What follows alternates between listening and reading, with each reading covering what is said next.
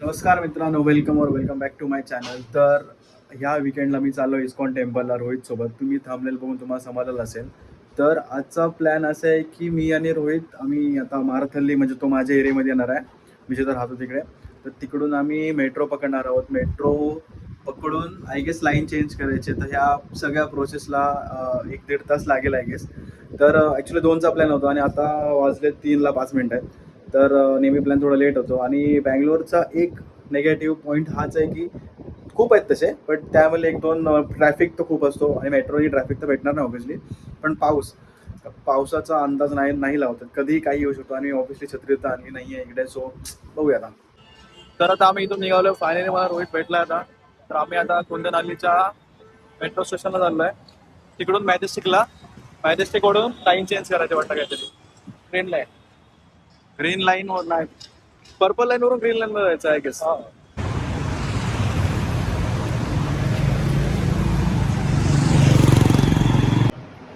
नको. तर आम्ही आता कुंदनाली मेट्रो स्टेशनला पोहोचलो आहे. तो मला सीन सांगतो का आला.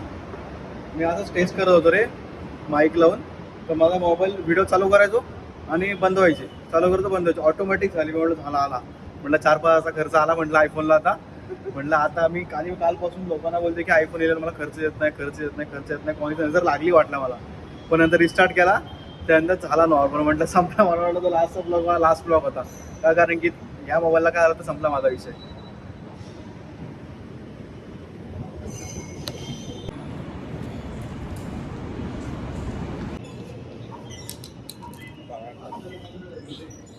चल मी या कॉईनची ना स्टोरी सांगतो. एक सेकंड.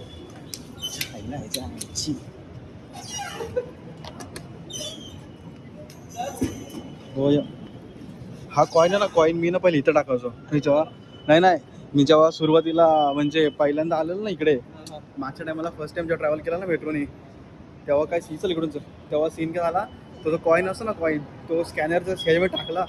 मला एवढा अनएटी फील झाला ना. कोणत्या प्लॅटफॉर्मला आहे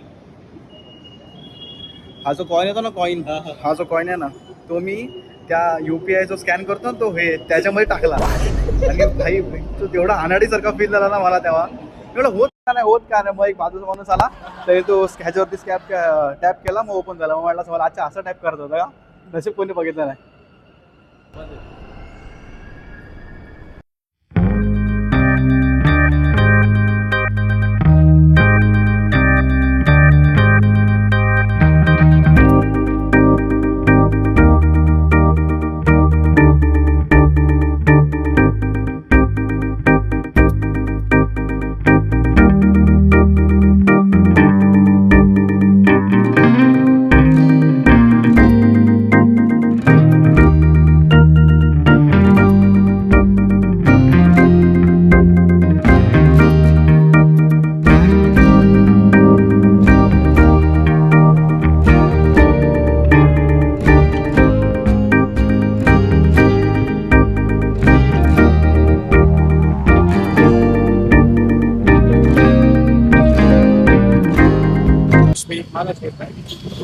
महालक्ष्मीला उतरलो, आता चाललो आहे इस्कॉनला.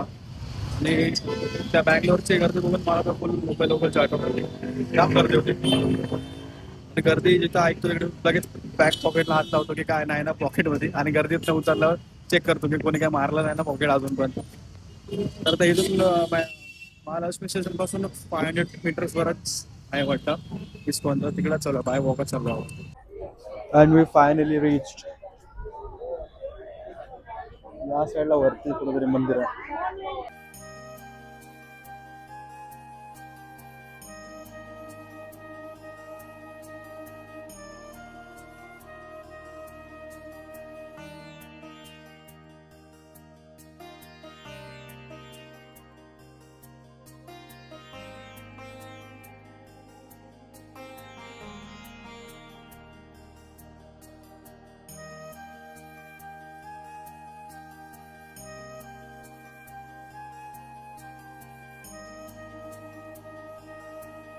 तर आम्ही आता शूज वगैरे ठेवलेत आणि आम्ही आता चाललो आहे दर्शनाला. ॲक्च्युली तिकडे फ्रीमध्ये होतं, बट आमचं लक्ष नाही गेलं. आम्ही ते पेडवाले कुपन घेतला आणि शूज ठेवायला गेलो. बट या बघू आता.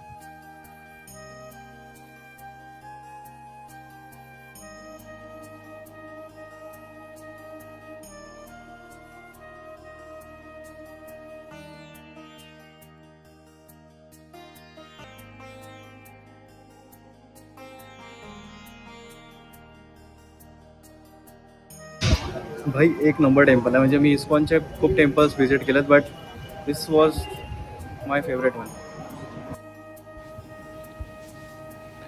जसं तुम्ही इस्कॉन टेम्पलच्या प्रवेशद्वारातून आत जाता तसेच इन्स्टंटली तुम्हाला एक डिवाईन ॲटमॉस्फिअर जाणवतो. The vibes here are truly magical.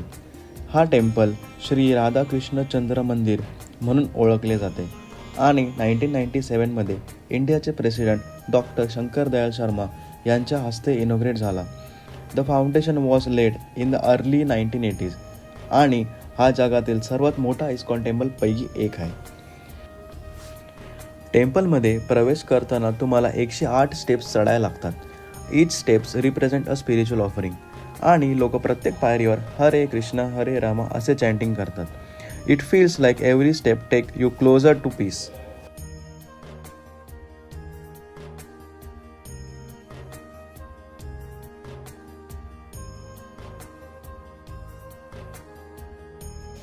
पण इस्कॉन म्हणजे नेमकं काय? International Society for Krishna Consciousness म्हणजेच इस्कॉन 1966मध्ये न्यूयॉर्कमध्ये श्रीला प्रभुपदा यांनी स्थापना केली. सुरुवातीला एक छोटा स्पिरिच्युअल मुवमेंट असलेला इस्कॉन आज जगभरात पसरला आहे. 100हून जास्त देशांमध्ये हजारो टेम्पल्स, फार्म्स, स्कूल्स आणि कल्चरल सेंटर्स चालवतो. याचा मेन उद्देश म्हणजे भगवद्गीता आणि लॉर्ड कृष्णाचा मेसेज घरीभर पोचवणे.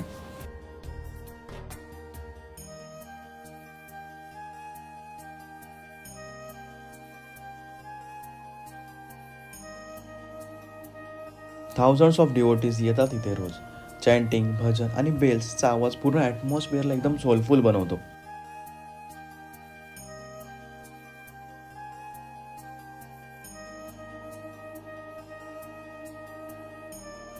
लॉर्ड कृष्णाचे दर्शन घेतल्यावर मनात इन्स्टंट कामनेस आणि पॉझिटिव्हिटी येते. The aura here is beyond words. ISKCON Bangalore famous आहे not just for spirituality but for seva देखील. द अक्षय पात्रा फाउंडेशन दररोज लाखो मुलांना मिड डे मील्स पुरवतो. एक खूपच नोबल इनिशिएटिव्ह.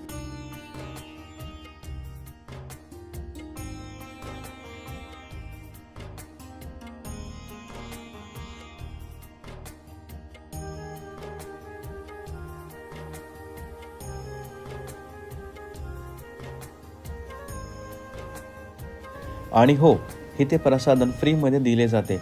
आम्ही घेतली होती सिंपल आणि अतिशय स्वादिष्ट खिचडी, ज्यात डिवोशन आणि सिम्प्लिसिटी दोन्ही चविष्ट वाटतात.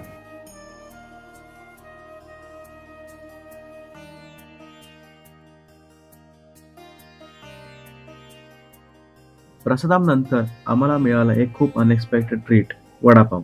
बँगलोरमध्ये सहज मिळत नाही, सो हा खायला मिळालं तेव्हा लिटरली मुंबईच्या वाईब्स परत आल्या.